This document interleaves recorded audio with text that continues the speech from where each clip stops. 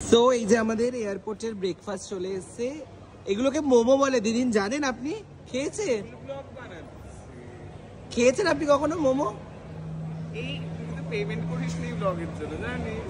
ও মা, তোকে কি বলেছে পেমেন্ট দেওয়া হবে? তুই আবার টাকা, তোকে আবার টাকা দিয়ে তোকে কে ডাকে রে?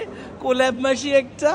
শুনতে পেলাম না। হ্যাঁ বেসিক্যালি এখন এইমাত্র কিছু কি হলো বলবো, ইনি এখানে আমরা বসবো না, আমরা বসতে বসে ওইখানে বসার জন্য বলছিল, কারণ এখানে একটা খুব সুন্দর দেখতে ছেলে বসেছিল। এমন নজর দিল, ছিল উঠেই গেল, এমন নজর দিল উঠে গেল।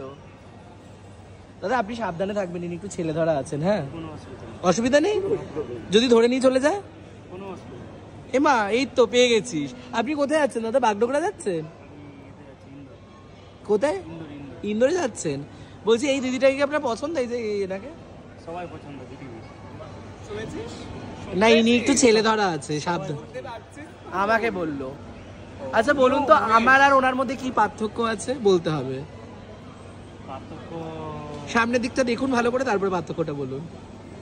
কনফিউজ করে দেবেন, অনেক কিছু বলতে হবে। বলো না, কোনো অসুবিধা নেই। I am sorry. সরি বলে দিল, তার এরপর আর কিছু নেই। আমরা এখন মোমোটা খাচ্ছি।